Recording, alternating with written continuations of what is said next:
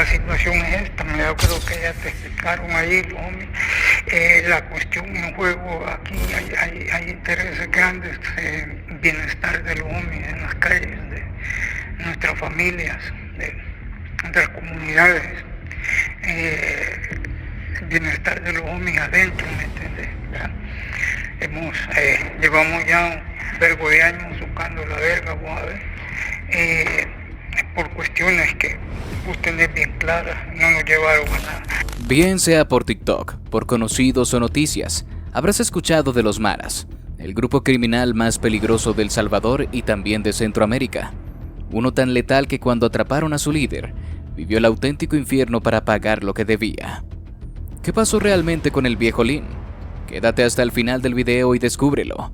Antes de empezar, deja tu registro con el botón de like y suscríbete. Nuestras historias seguramente te atraparán. Ahora activa la campanita para que demos comienzo.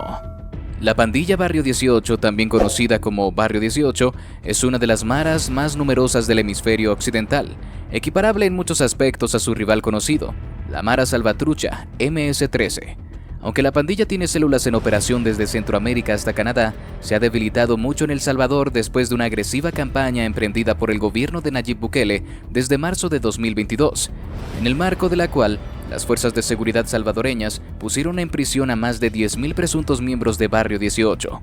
Quienes siguen en libertad pasaron a la clandestinidad o huyeron del país. Pero con miles de integrantes dispersos por toda Centroamérica y Estados Unidos, Barrio 18 sigue siendo una amenaza criminal para la región. Barrio 18 surgió como una pandilla callejera en Los Ángeles. Aunque algunos relatos sitúan sus orígenes a finales de los años 50, la pandilla comenzó a adoptar su actual forma en los 80, cuando se separó de la pandilla Clanton 14. Adquirió una especial notoriedad por su rol en los motines de Los Ángeles, tras la absolución de los policías que le propinaron una brutal golpiza al motorista afroestadounidense Rodney King.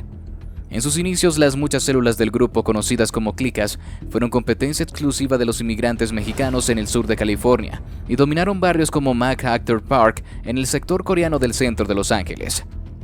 Sin embargo, cuando otras nacionalidades latinas se unieron a la población inmigrante, Barrio 18 comenzó a reclutar miembros de diferentes procedencias, un cambio que facilitaría la expansión del grupo hacia otros países, en especial de Centroamérica.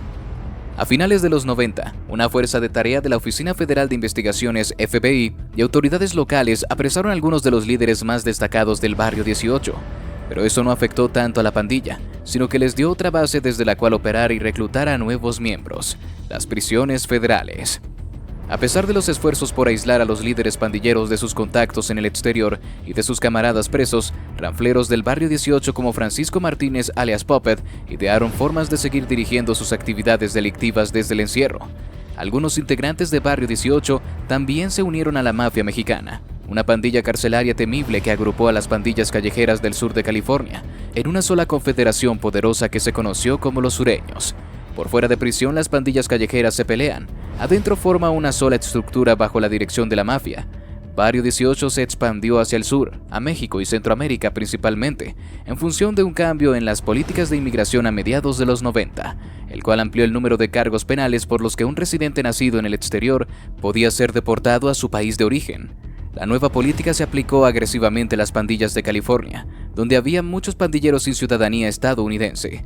Las deportaciones generaron una afluencia repentina de pandilleros del Barrio 18 y otros grupos a países de Centroamérica y México, lo que trajo consigo mayor violencia y delincuencia.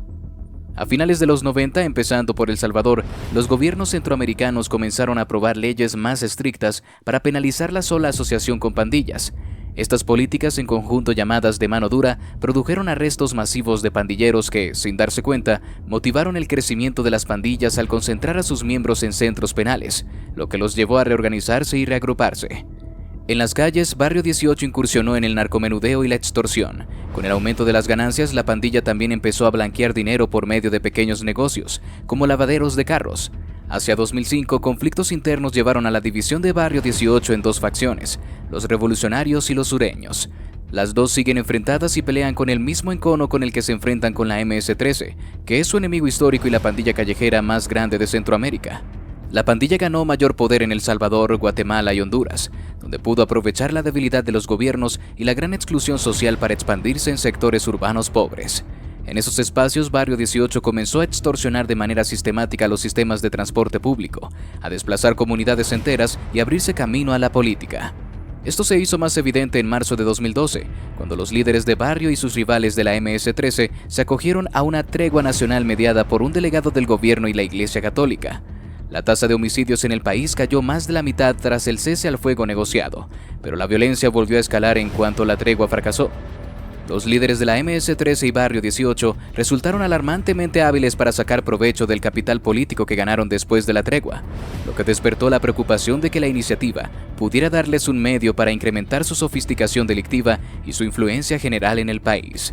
Sumado a estas preocupaciones, las extorsiones y las desapariciones presuntamente siguieron aumentando en El Salvador a lo largo de la tregua, y los homicidios retomaron el alza a mediados de 2013. Hasta alcanzar un pico en 2015, antes de volver a bajar. Una caída radical en la tasa de homicidios de El Salvador a partir de 2019 volvió a poner las pandillas del país en boca de todos. Aunque los representantes del gobierno atribuyeron la caída a su Plan Nacional de Seguridad, múltiples informaciones de los medios de comunicación hablaron de un pacto informal entre sectores del gobierno salvadoreño y líderes presos de las pandillas, según los cuales estos últimos reducirían los asesinatos a cambio de mejores condiciones carcelarias. Ese periodo de relativa paz en El Salvador se hizo añicos cuando varios integrantes de Barrio 18 y la MS-13 sumaron 46 homicidios en una campaña sangrienta de 3 días en noviembre de 2021, y siguió la masacre indiscriminada de 92 personas, incluida población civil como compradores, vendedores y pasajeros de autobús, en marzo de 2022. Barrio 18 se apresuró a tomar distancia de la masacre, que se interpretó como un intento visible de enviar un mensaje al gobierno. Enardecido por la violencia desenfrenada, el gobierno respondió con la guerra más amplia contra las pandillas en la historia del país, en medio de la cual detuvo a decenas de miles de presuntos pandilleros durante un estado de excepción declarado en marzo de 2022 y que sigue en vigor en noviembre de 2023. Esta ofensiva ha diezmado a los pandilleros rasos de Barrio 18 y obligó a miles a exiliarse. Por primera vez en décadas, la pandilla ha perdido el control de territorios claves y economías criminales en zonas en las que antes ejercía un férreo control. En noviembre de 2022, la presidenta hondureña Xiomara Castro intentó replicar la ofensiva de Bukele con la declaración de un estado de excepción para enfrentar el aumento de la extorsión. Pero estas medidas no han hecho mella en las actividades de las pandillas y las filas de Barrio 18 siguen intactas en Honduras. Jerarquía. En la parte superior están los palabreros, la mayoría de los cuales se encuentran internados en el sistema carcelario. Estos coordinan todas las actividades criminales. Un palabrero lleva registro de todos los movimientos financieros, homicidios, drogas y armas. En El Salvador, 4 de los líderes de mayor rango de la facción de los sureños, incluido Carlos Lechuga Mojica, alias El Viejo Lin, enviaron una nota de voz a los miembros en libertad pidiendo que pararan los asesinatos que conmocionaron al país en noviembre de 2021. Esto dio pie a especulaciones sobre una ruptura entre los cabecillas privados de libertad y los mandos en las calles.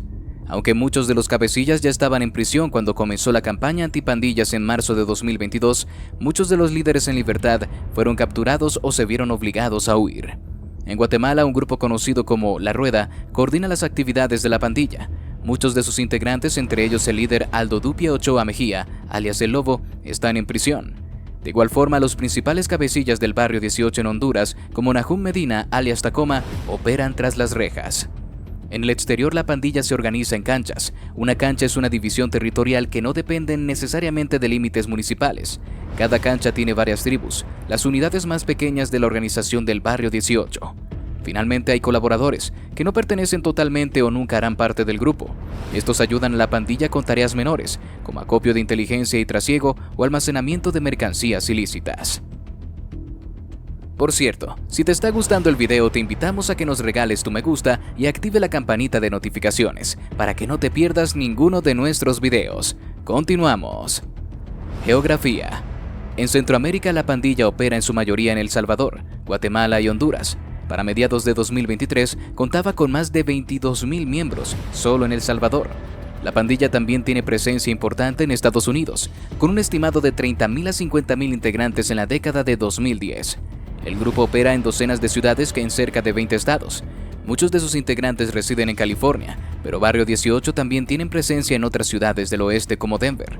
Además, Barrio 18 ha tenido presencia en Italia desde mediados de la década del 2000, y en septiembre de 2016, la captura de un presunto líder de Barrio 18 dejó ver el deseo de la pandilla de ampliar su presencia en Europa. La policía de España alertó sobre este peligro cuando detuvieron a 15 hondureños en 2023, de quienes se dijo que pretendían instalar una clica de Barrio 18 en Barcelona. También ha habido denuncias de un desplazamiento de integrantes de Barrio 18 escapando de la campaña del gobierno en El Salvador hacia el sur de México. Aliados y enemigos. El mayor rival de Barrio 18 es la MS-13. En El Salvador, Barrio 18 se divide en facciones rivales, los revolucionarios y los sureños, división que por lo general desencadena en violencia. La pandilla también tiene una relación cercana con la mafia mexicana. Se sabe que tiene una red de colaboradores que incluye abogados, taxistas y mecánicos. En muchas ocasiones, la pandilla ha protagonizado enfrentamientos con las fuerzas de seguridad del Estado durante sucesivas campañas antipandillas en Centroamérica. ¿Qué pasó con el viejo Lin?